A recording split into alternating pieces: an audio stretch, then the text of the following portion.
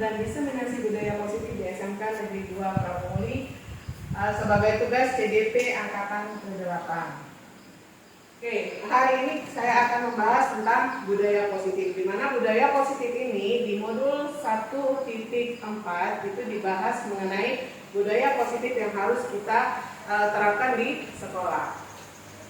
Nah, saya mau minta pendapatnya Bapak dan Ibu guru. Sebenarnya ini lebih cocok ke guru BK ya, tapi semua guru juga bisa mengikuti.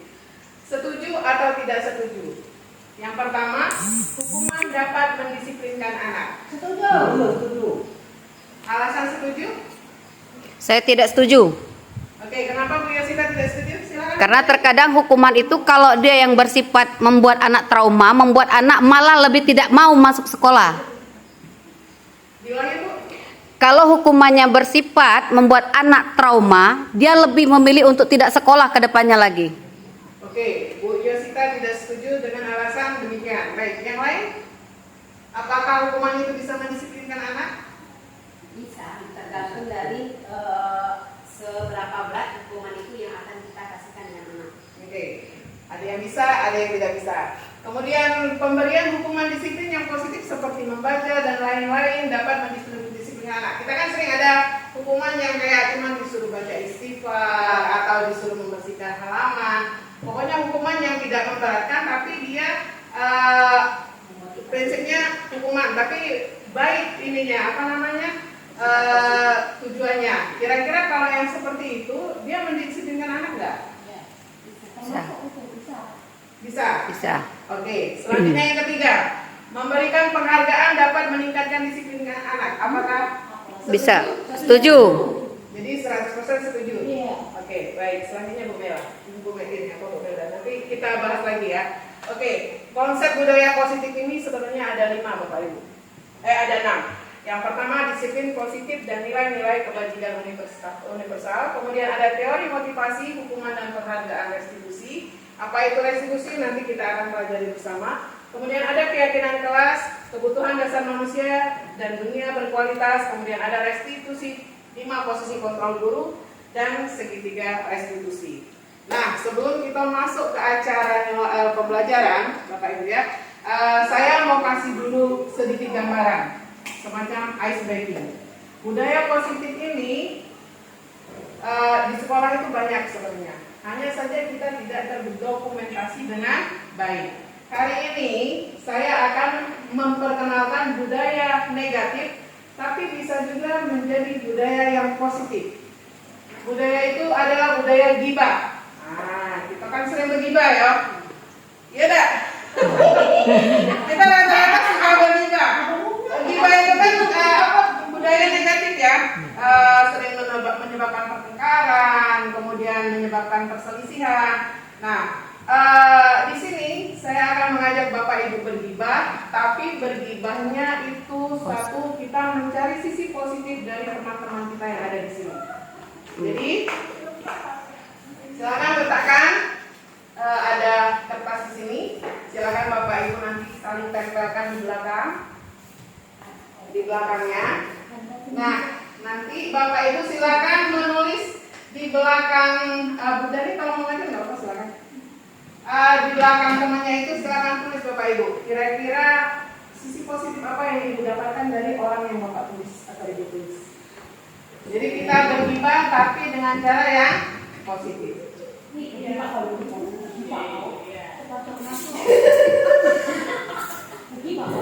Atau mau dibawa sendiri aja, ininya nggak apa-apa, silakan dibawa satu-satu, kemudian sebagai enggak, semuanya harus menulis ya. Jadi semua teman harus menulis. Semua orang ini? Enggak, ini kertas kalian.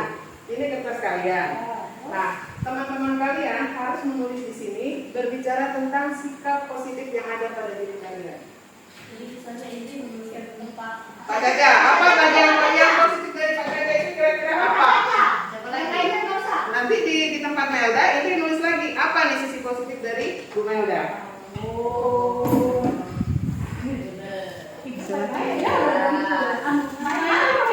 Ya, silakan berkeliling. Taruh aja datanya di sini. Kasih nama Bapak dan Ibu. Boleh pakai spidol, boleh pakai pena, boleh pakai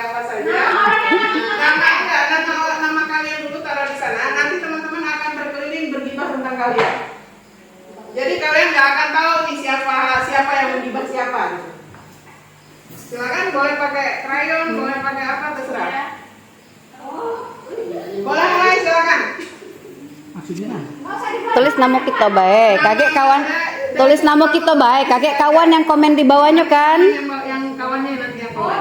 Minjem Bu Melda. Melda. Pinjam Siko, aku nak nulis. Silakan.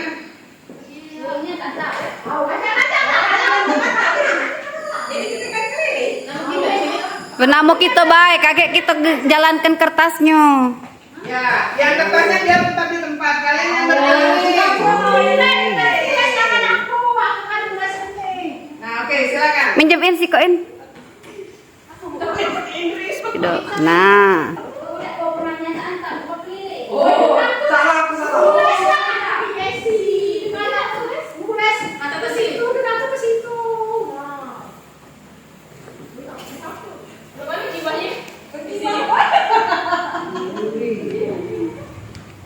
Terserah, semua yang positif ya, sisi positif dari teman-teman kita. Jadi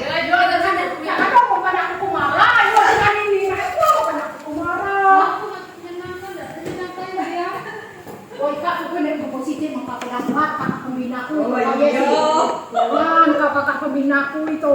ini Arbia. Gitu.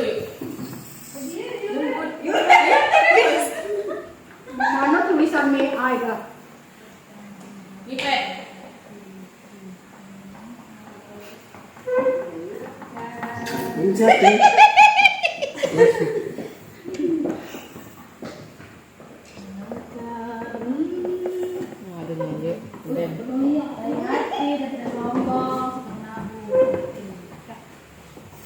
Apa tuh?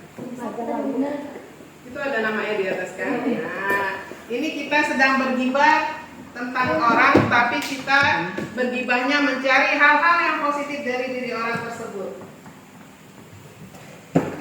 Saya rajin kan. Dulu lom ini galaknya. Baik dong. Sangat baik.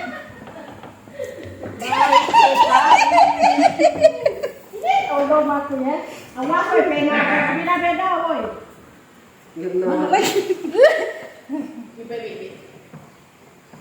Ini saya belum apa ya.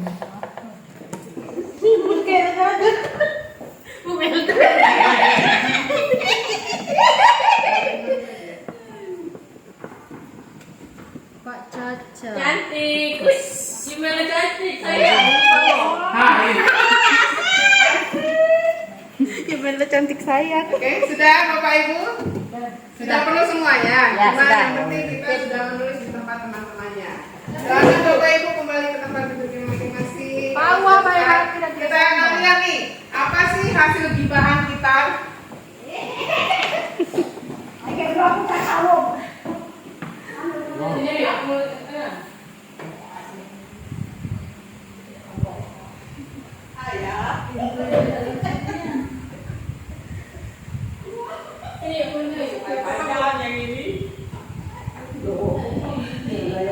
Sudah, silakan Bu Melda kembali ke tempatnya. Main kan belajar. Ngajar itu masuk kelas. Oke? Sudah? Semuanya? Murid Boleh baru ya? tidak dibacakan Murid hasilnya baru. Bu Melda? Coba dari Bu Melda dulu. Nah, yang pertama. Atau mudah bergaul. Oke. Besti, ya anak Besti. Humoris, asik, semangat, baik hati, pemberani. Karena dengan punya Bu Nora, Karena kau. modal ngambek, aduh. oke. Selanjutnya, Ramah kayak penipin. Oke, humoris dan humoris. oke.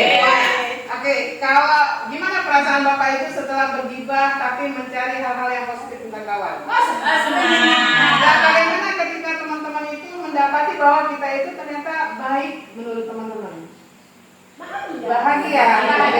Jadi sebenarnya budaya yang tadinya negatif dengan cara kita mencari kekurangan kawan, kita mengumpat dan menjelek-jelekan teman, ternyata itu bisa menjadi budaya yang positif kalau kita bisa mengarahkannya.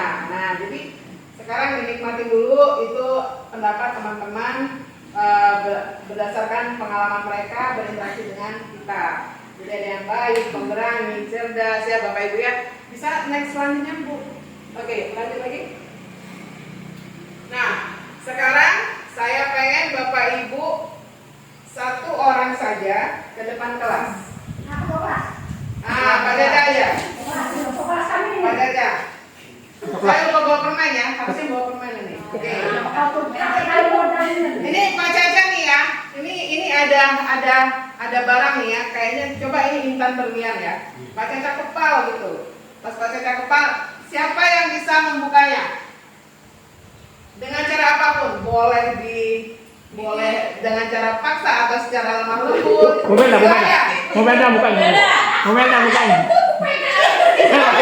Momen muka lah. Boleh dengan cara lemah lembut, meminta dengan cara lemah lembut atau mencari siapa?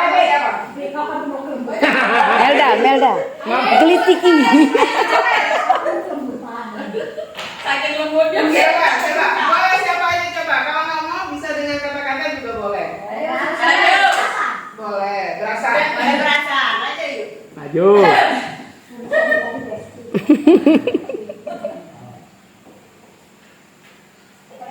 Boleh, silakan. Boleh bukanya.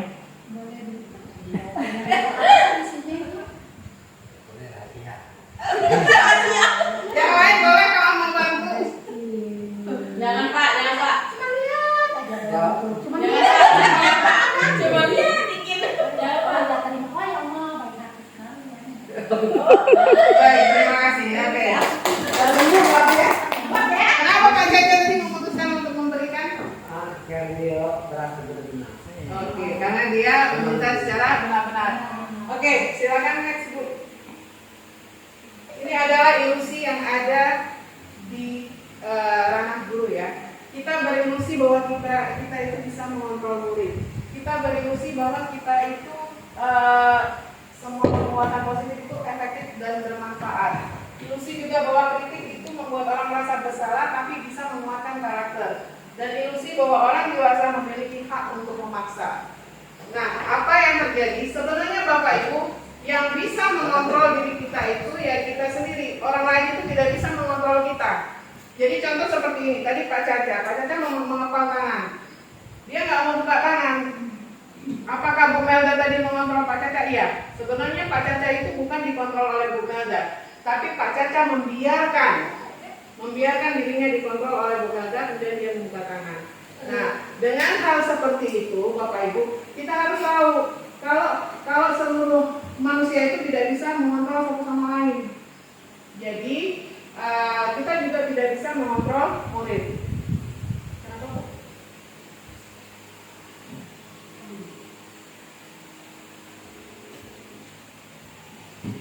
Oke, jadi kita tidak bisa mengontrol murid. Nah, begitu juga kalau kita di kelas, kita bisa kau ke sini.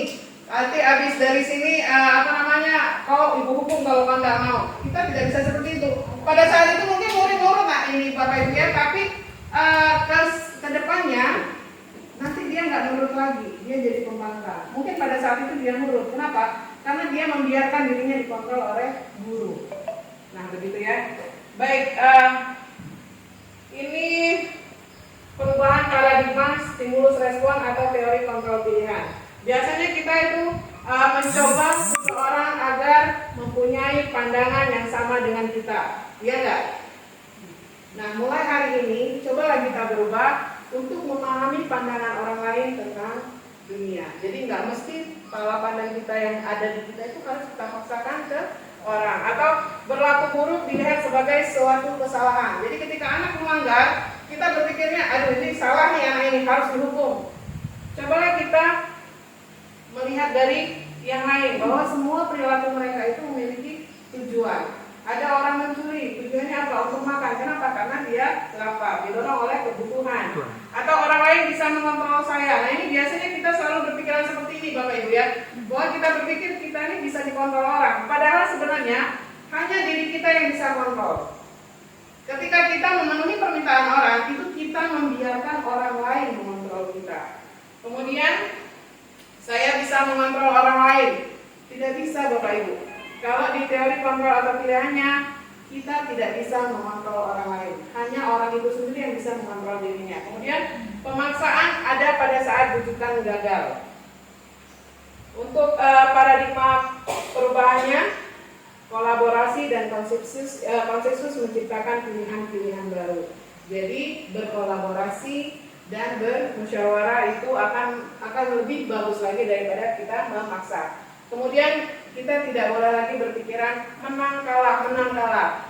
Sekarang ini kita fokus ke tujuan win-win solution atau semuanya menang. Jadi pola pikir kita sekarang ini dirubah, dia yang salah, aku yang benar, dia yang salah. Tidak lagi seperti itu Bapak Ibu. Mari kita usahakan bagaimana caranya supaya kita sama-sama menang. Tidak ada lagi yang kalah atau menang. Baik, Bu Melda pesan berikutnya. Oke, ini bisa kita skip ya. Disiplin itu apa? Kemudian nilai-nilai kebajikan universal. Itu nilai-nilai kebajikan universal itu adalah nilai-nilai kebajikan yang sudah disepakati secara umum. Contohnya itu ada mandiri, bernalar kritis, berkebinekaan global, bergotong royong dan kreatif. Ini biasanya juga masuk ke dalam profil pelajar Pancasila. Next group. Ini teori motivasi, hukuman dan penghargaan serta restitusi. Akan kita bahas lagi tadi hukuman itu yang pendapat kita di awal tadi ya Bapak Ibu ya. Bisa di next Bu Melda? Oke. Nah, ini adalah motivasi perilaku manusia. Yang pertama itu motivasi dari luar, yaitu untuk menghindari ketidaknyamanan atau hukuman. Biasanya siswa akan berpikirnya seperti ini kalau saya nggak ngelakuin ini, saya bakal dapat apa ya gitu. Nah motivasi yang seperti ini sering kita temukan pada siswa. Siswa memakai helm karena takut dihukum, disuruh mungut sampah, siswa siswa mematuhi peraturan karena takut dihukum, ya itu seperti itu ya Bu ya. Jadi mereka takut ada hukuman. Kemudian untuk yang kedua, untuk mendapatkan imbalan dari orang lain atau institusi. Yang ini reward. Ya, kenapa Bu Fitri? Silakan. Ya, ini untuk mendapatkan imbalannya ya, seperti ini tadi ya, ada penghargaan. Nah, jadi yang katanya tadi penghargaan apakah bisa mendisiplinkan? Bisa, tapi tidak dalam jangka waktu lama. Kemudian ada yang untuk diri mereka sendiri, yaitu mereka tergerak untuk menghargai diri mereka sendiri. Jadi motivasi perilaku manusia itu ada beragam Bapak Ibu ya. Jadi ada yang dipengaruhi oleh eksternal, ada juga yang dipengaruhi oleh internal. Selanjutnya Bu Melda. Oke, menurut Pak Ki Hajar Dewantara, merdeka itu artinya tidak hanya terlepas dari perintah, akan tetapi juga cakap buat memerintah diri sendiri. Lanjut. Nah, kenapa ada kata-kata dihukum oleh penghargaan? Jadi penghargaan itu sama dengan hukuman. Dalam arti meminta atau membujuk seseorang melakukan sesuatu untuk memenuhi suatu tujuan tertentu dari orang yang meminta atau membujuk. Dorongannya eksternal dan akan ada faktor ketergantungan. Beberapa dampak dari pemberian penghargaan adalah, bisa ke bawah lagi tahu? Ya, ini nggak ada lagi ya. Oke, selanjutnya, nice. Itu pengaruhnya itu ada jangka pendek dan jangka panjang. Penghargaan itu sebenarnya menghukum siswa, kemudian penghargaan itu mengurangi ketepatan, dan penghargaan itu tidak efektif sama sekali, dan terakhir penghargaan itu merusak hubungan. Kenapa? Kalau kita dalam satu kelas, Bapak Ibu kan pernah dalam satu kelas ya, jadi kita perhatikan nih, ketika kita melihat ada anak itu selalu dapat penghargaan dari guru, kita jadi minder. Yang tidak pernah dapat penghargaan itu pasti jadi minder, pasti mereka mikirnya gini Bapak Ibu, iya nih, kok dia terus ya sudahlah, saya ngapain lagi buat berusaha, pasti dia lagi yang dapat penghargaan, pasti dia lagi nanti yang disebut sama guru, pasti dia lagi nanti yang dapat bintang. Nah inilah yang dikatakan penghargaan itu merusak hubungan. Akhirnya siswa yang mendapat penghargaan itu akan kehilangan tantangan tersendiri, mereka tidak dapat pelajaran. mereka akan muncul, mereka melakukan ini harus karena mereka pengen dapat penghargaan. Sementara yang tidak pernah dapat penghargaan, mereka akan berpikir, ya sudah, saya pasti tidak akan dapat penghargaan, ngapain saya kerjain ini? Itulah kenapa penghargaan itu juga sifatnya sama seperti hukuman dan tidak efektif untuk siswa. Jadi kalau tidak ada penghargaan kayak mana? Nah, kalau tidak ada, kita ada yang namanya apresiasi. Jadi tidak perlu tapi kalau apresiasi ini tidak, kalau penghargaan kan cuma sama satu siswa ya. Bapak Ibu ini hebat nih, anaknya ini aduh kamu hebat ya, kamu bisa ini, kasih bintang gitu kan. Tapi kalau apresiasi itu kita akui secara khusus. Contoh Pak Caca tadi, ini kan pengakuan secara khusus nih. Ketika Bu Yuli Triana dikatain lucu, Bu Triana ini orangnya lucu dan humoris, itu apresiasi secara khusus. Kemudian ada pengakuan secara pribadi, mereka mengakui kalau Bu Yuli Triana lucu. Kemudian ada juga pengakuan itu harus dengan sesama murid. Seluruh murid harus kita berikan apresiasi. Dan pengakuan itu harus konsisten. Dan yang terakhir kita fokus pada prosesnya. Jadi Bapak Ibu, alih-alih kita memberikan penghargaan kepada siswa, akan sangat lebih baik lagi kalau kita memberikan apresiasi. Contoh apresiasi itu seperti ini. Kemarin Ibu perhatiin kamu nolongin Pak Saifu ya, rasa empatimu bagus deh. Ibu salut. Lebih kena kalau kita seperti itu kepada siswa daripada kita memberikan penghargaan. Kemudian lanjut. Kalau bisa tidak ya digeser. Ya kalau kayak gini aja. Oke. Nah, ini ada perbedaan hukuman dan konsekuensi. Nanti baru kita akan pahami lagi bagaimana sih hukuman itu sifatnya, bagaimana konsekuensi itu sifatnya. Ketika mencatat 100 kali di dalam buku, kalimat saya tidak akan terlambat lagi karena terlambat ke sekolah. Kira-kira ini berupa hukuman atau konsekuensi? Hukuman. Hukuman atau konsekuensi? Hukuman. Kenapa dia hukuman? Karena dia harus mengulang-ulang kalimat yang sama sampai 100 kali. Ya, karena nanti kita simpan ya, kita lihat jawabannya sama-sama. Kemudian lari mengelilingi lapangan basket 2 kali karena terlambat hadir di sekolah. Hukuman. Atau konsekuensi? Hukuman. Hukuman. Kita simpan jawabannya. Murid diminta untuk push up 15 kali karena tidak menggunakan masker ke sekolah. Hukuman juga. Hukuman atau konsekuensi? Konsekuensi. Oke, kita simpan ya. Nomor 1 hukuman, 2 hukuman, 3 konsekuensi. Menggantikan kertas tugas teman yang telah dicoret-coret. Konsekuensi. Konsekuensi. Oke, lanjut yang keempat. Yang kelima, membersihkan tumpahan air di meja karena tersenggol pada saat belajar. Konsekuensi. Konsekuensi. Murid disuruh untuk mengenakan sepatu seharian, untuk tidak menggunakan sepatu karena tidak mengenakan sepatu hitam. Hukuman. Jadi siswanya nggak boleh pakai sepatu di sekolah karena dia pakainya bukan warna hitam. Hukuman. Hukuman atau konsekuensi? Hukuman. Oke, lanjut yang terakhir. Lari mengelilingi lapangan basket 2 kali karena terlambat 10 menit ketika pelajaran olahraga. Konsekuensi atau olahraga? Konsekuensi atau hukuman? Hukuman. Agak bingung Bapak Ibu ya? Membedakan Hukuman. mana yang konsekuensi, mana yang hukuman. Coba kita lihat jawabannya ke sebelahnya. Nah, yang pertama iya, hukuman. Yang kedua, Kan hukuman kan? Yang ketiga juga hukuman. Yang keempat benar tadi kita konsekuensi. Yang kelima konsekuensi. Yang keenam hukuman. Dan yang terakhir adalah konsekuensi. Kenapa kok ada 2 kali nih? Ini juga lari. Yang ini lari juga. Terus kok bisa 1 hukuman 1 konsekuensi? Kenapa ya kira-kira? Yang terakhir lari mengelilingi lapangan basket 2 kali karena terlambat 10 menit. Yang kedua lari mengelilingi lapangan basket 2 kali karena terlambat hadir di sekolah. Yang pertama hukuman, yang kedua konsekuensi. Kenapa kira-kira? Konsekuensi karena di mata pelajaran. Mata pelajaran. Oke. Ya. Jadi seperti ini Bapak Ibu. Kalau yang kedua itu dia terlambat sekolah, tidak ada ini lain, sebab lain, dia langsung disuruh lari. Sementara yang kedua, teman-temannya ini udah pemanasan nih, udah lari keliling lapangan, udah pemanasan. Nah, dia datang 10 menit kemudian, temannya udah pemanasan 10 menit kan?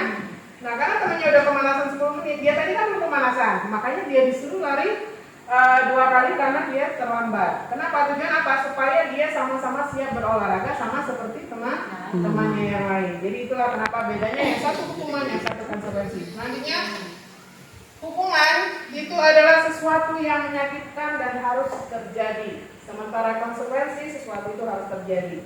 Kemudian membuat anak sakit itu hukuman, ciri khas dari hukuman, fisik maupun hati. Jadi hukuman itu tidak serta-merta aktivitas fisik aja ya.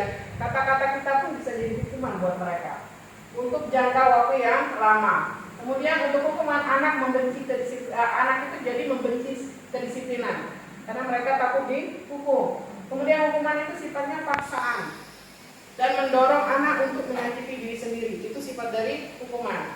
Konsep diri yang buruk dan anak belajar untuk menyembunyikan kesalahan. Benar tidak Bapak Ibu? Betul. Karena anak tadi Takut dihukum, ketakutan, akhirnya dihukum, bohong. Akhirnya mereka menyembunyikan Kesalahan. kesalahan mereka. Mereka ada rasa marah, bersalah, dipermalukan dan merasa tidak dihargai. Tapi kalau konsekuensi, dia membuat anak merasa tidak nyaman, hanya tidak nyaman saja, tapi dalam waktu jangka waktu yang pendek. Kemudian anak juga menghargai disiplin. Kemudian ada stimulus dan tanggapan di situ. Jadi anak tahu nih, aku melanggar ini, berarti aku harus kayak gini nih konsekuensinya. Kemudian mendorong anak agar menyesuaikan diri dan konsep dirinya itu konsep yang baik. Kemudian anak akan belajar untuk mematuhi peraturan. Dan yang terakhir, kehilangan hak dan dibuat tidak nyaman hanya untuk sementara. Bisa selanjutnya Bu?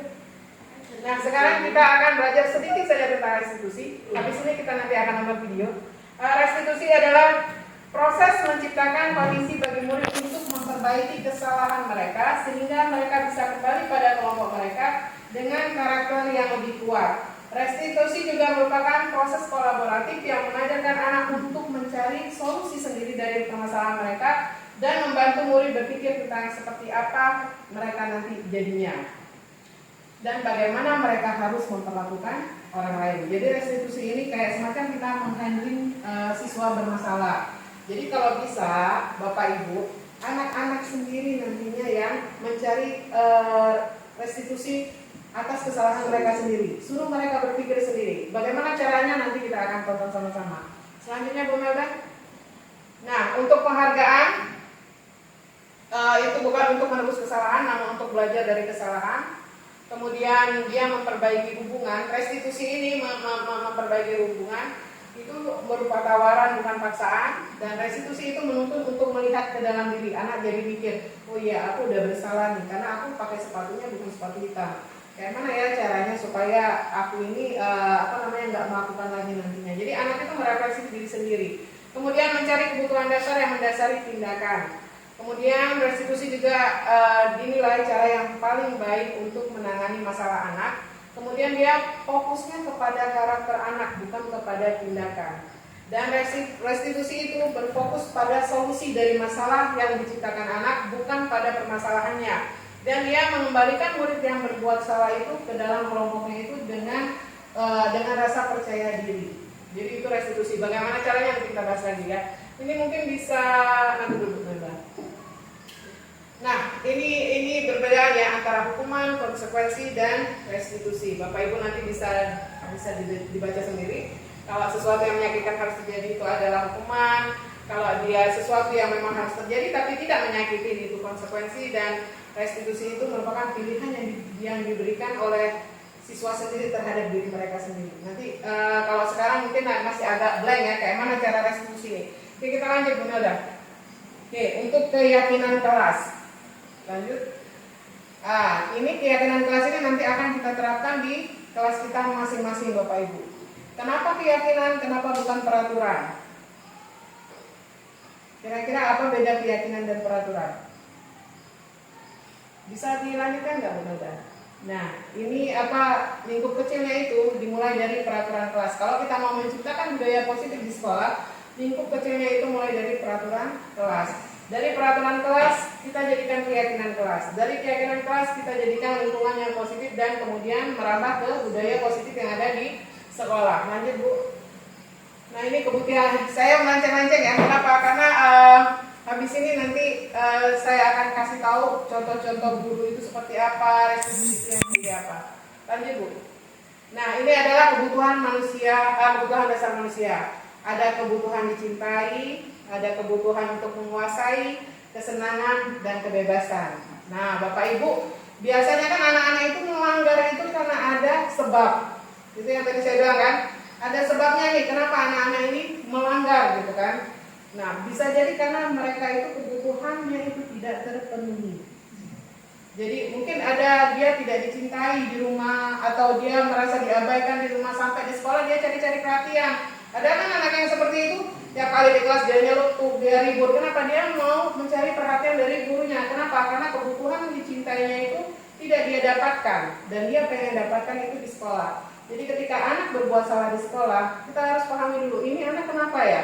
Kebutuhan dasar apa nih yang tidak terpenuhi dari diri si anak. Nah dengan seperti itu kita jadi tidak mudah mengejudge atau mengadili anak itu. Oh dia ini nakal loh. Tidak akan lagi ada pikiran seperti itu. Yang ada di pikiran kita, dia nih kenapa seperti ini? Kebutuhan apa nih yang tidak terpenuhi sama dia ini? Makanya dia berbuat seperti ini. Seperti itu Bapak Ibu ya.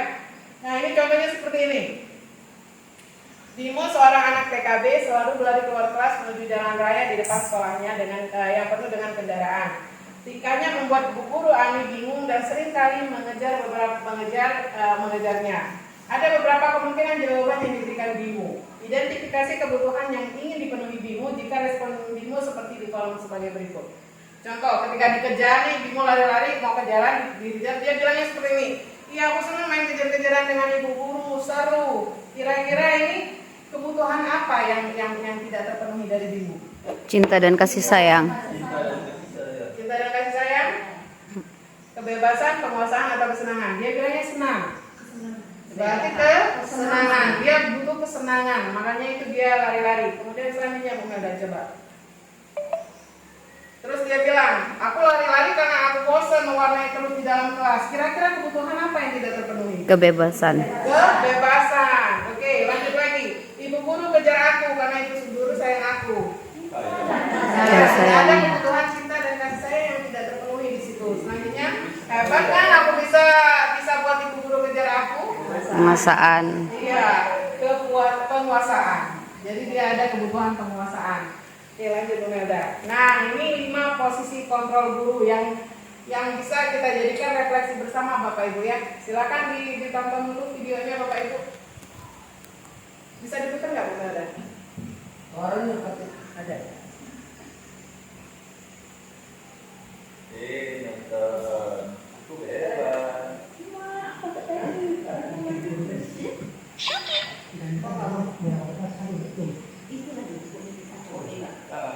Tidak keluar rampinya.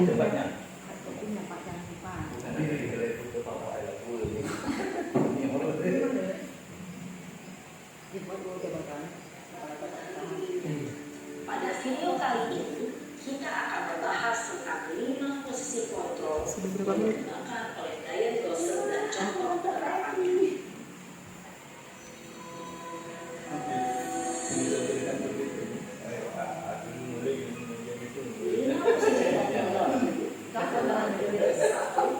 Posisi pendukung, 2 posisi pembuat, 3 posisi teman, 4 posisi pemantau atau monitor, dan 5 posisi manajer. Untuk lebih memahami kelima posisi tersebut, mari kita saksikan kasus Naren yang terlambat hadir 20 menit di sekolah dan melihat bagaimana kelima posisi kontrol dalam menghadapi masalah tersebut.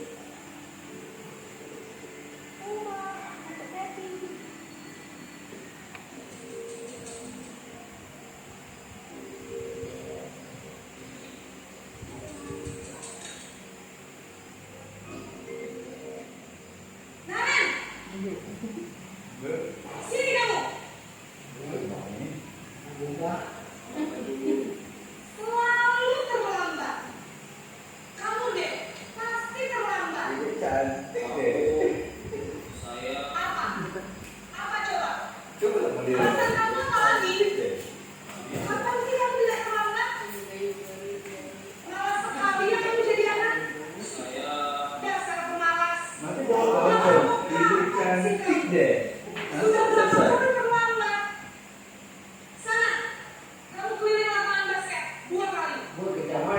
Harus ke lapangan basket, Bu. Kenapa dia? Berani-beraninya jawab. Sudah terlambat. Masih belum pulang. Saya ibu. Sekarang, keliling lapangan basket 5 kali sekalian. Biar masuk. Cepat. Pergi sana ke lapangan basket.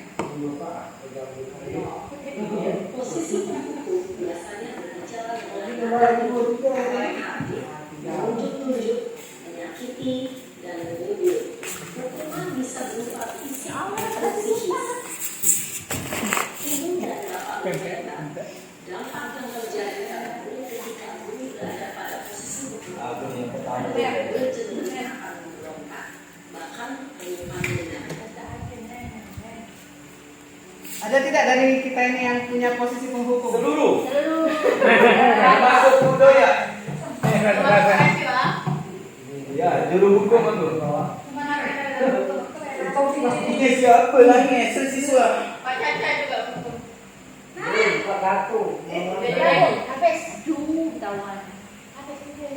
Mulang ini dah.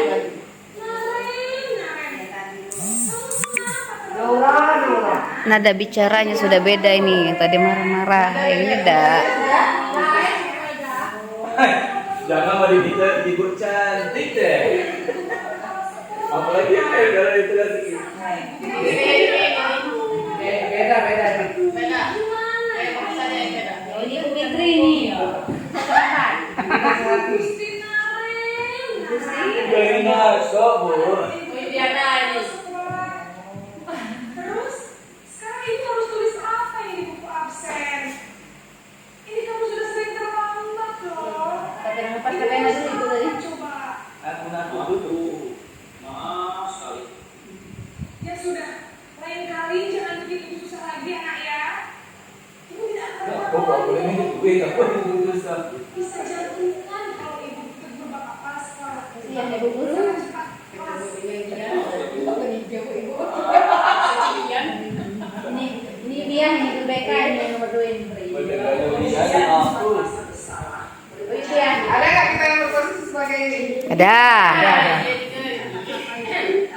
Mudah.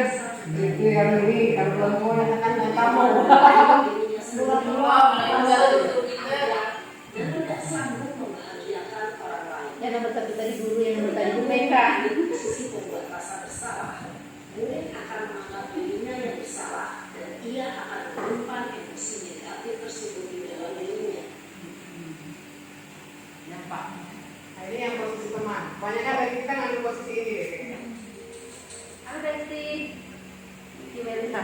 Iya, kayak bro, bodohnya bro.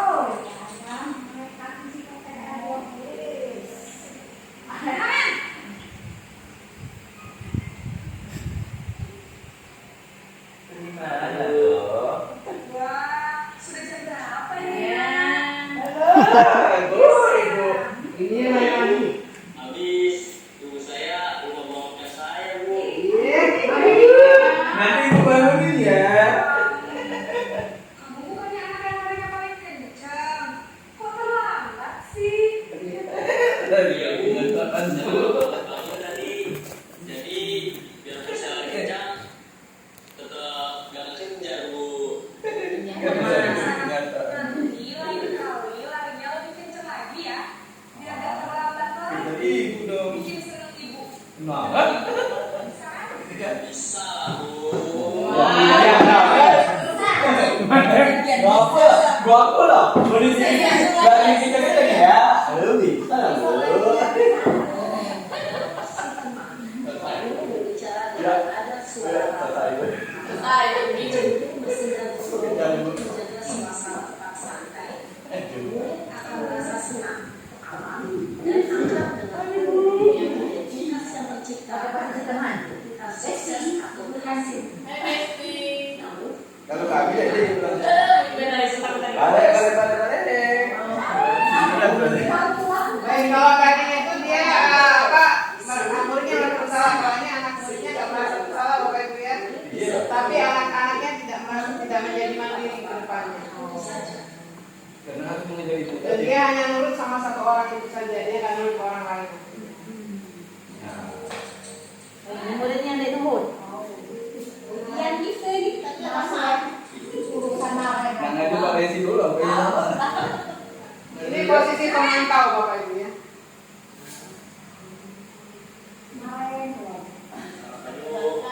Naren, apa peraturan sekolah kita tentang jam berapa kita harus masuk Paroli ini. Kita Jadi 2000. harus di sekolah jam 7. Iya betul, sekarang sudah jam 7.20. Udah Kalian sudah tahu konsekuensi kayak gini. terlambat hadir? Paham Bu, saya harus tinggal kelas pas jam istirahat selama 20 menit. Iya benar, konsekuensinya demikian. Jadi nanti jam 9.30 pas istirahat, kamu harus tinggal di kelas, kerjakan tugas tambahan untuk ketertinggalan kamu, ya? Baik Bu. Tidak tahu. Posisi pemantau mengandalkan penghitungan atau data untuk mengontrol murid. Guru mengarahkan murid berdasarkan peraturan dan konsekuensi. Seorang pemantau menunjukkan bahasa tubuh dan ekspresi wajah yang datar dan cenderung formal. Ada dari kita yang seperti ini? Ada. Ya, saya seperti Jarang ya. Nah ini yang kondisi posisi yang paling ideal untuk kita. Kita muncul-muncul ke lebih baik kan.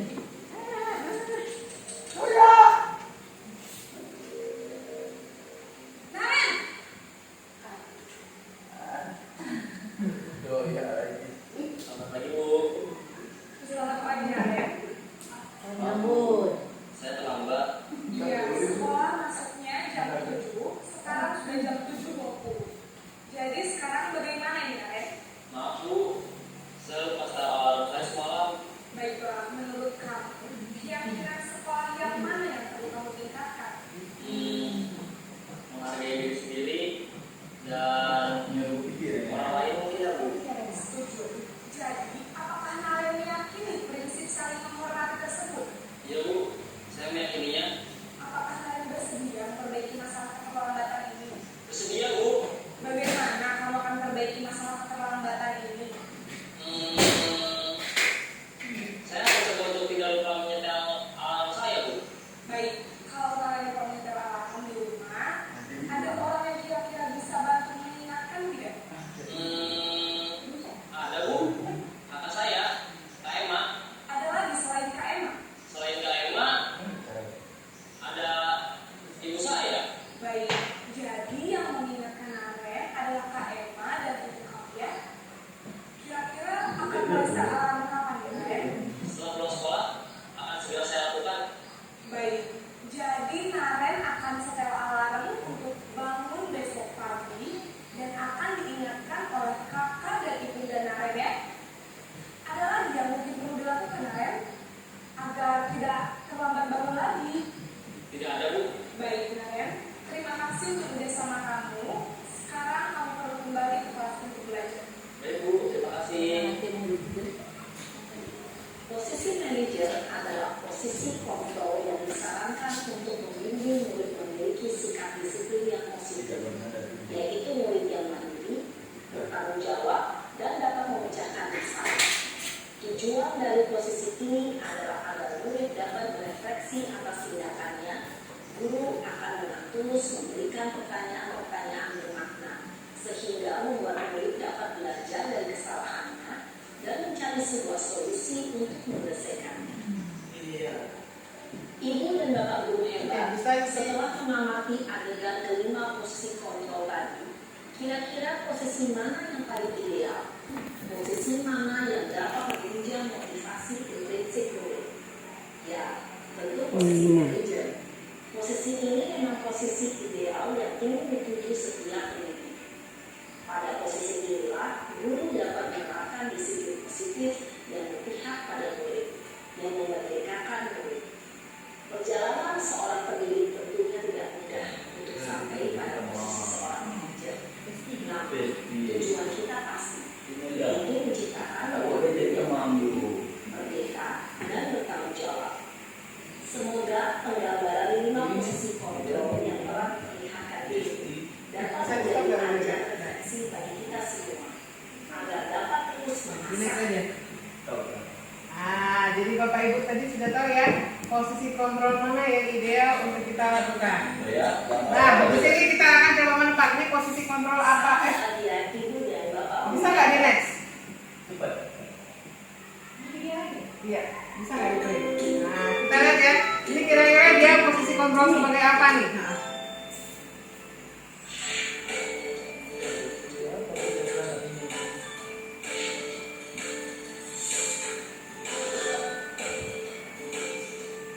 Halo, Bapak Ibu Guru calon guru penggerak. Video ini akan menampilkan 5 adegan interaksi guru dan murid. Silakan menonton dan merefleksikannya.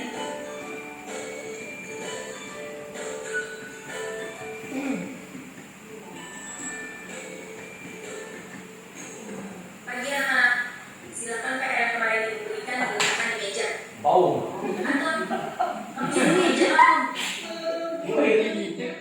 Tiga restitusi, yang pertama menstabilkan identitas. Biasanya kita bisa menstabilkan identitas ini dengan berkata berbuat salah itu manusiawi kok. Nah, tidak ada manusia itu yang sempurna. Atau Bapak dan Ibu juga pernah buat kesalahan yang sama. Atau kita juga pasti bisa menyelesaikan masalah ini. Bapak dan Ibu tidak tertarik untuk mencari tahu siapa yang salah, siapa yang benar.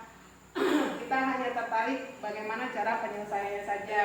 Dan kalau kamu menyalahkan dirimu sendiri terus-menerus, apakah kamu bersikap baik terhadap dirimu sendiri? Nah, kata-kata ini bisa kita gunakan untuk menstabilkan identitas siswa. Gunanya kita bisa membuat anak yang tadinya merasa gagal itu menjadi positif terhadap dirinya. Bahwa kesalahan yang mereka buat itu semua orang juga berbuat kesalahan yang sama kok. Jadi kita stabilkan emosi dia. Kemudian yang kedua, validasi kebutuhan murid. Di validasi ini kita membantu murid untuk mengenali kebutuhan dasar mereka yang tidak terpenuhi, yang menyebabkan mereka berbuat kesalahan itu.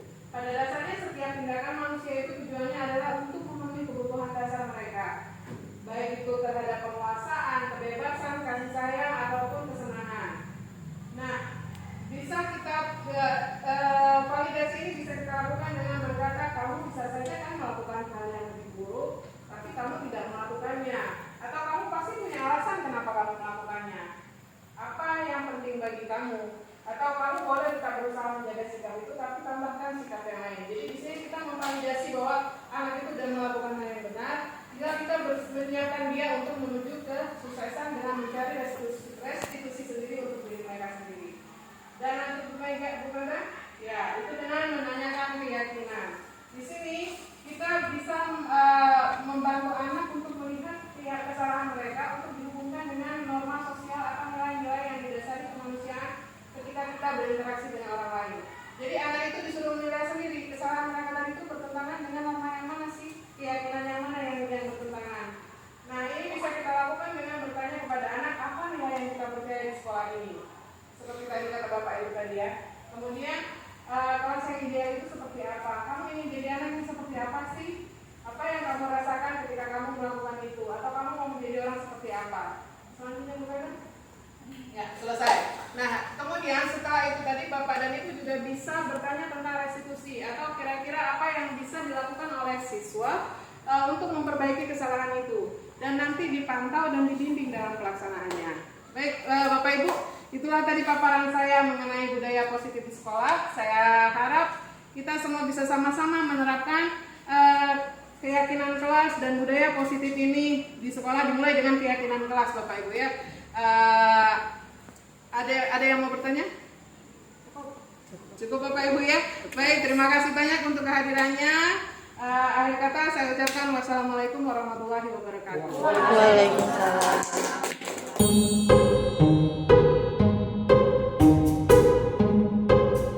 Kata-kata seperti itu nah ya. Siapapun gurunya, mengajar kalian atau tidak, maka kalian tetap harus wajib menghormati mereka.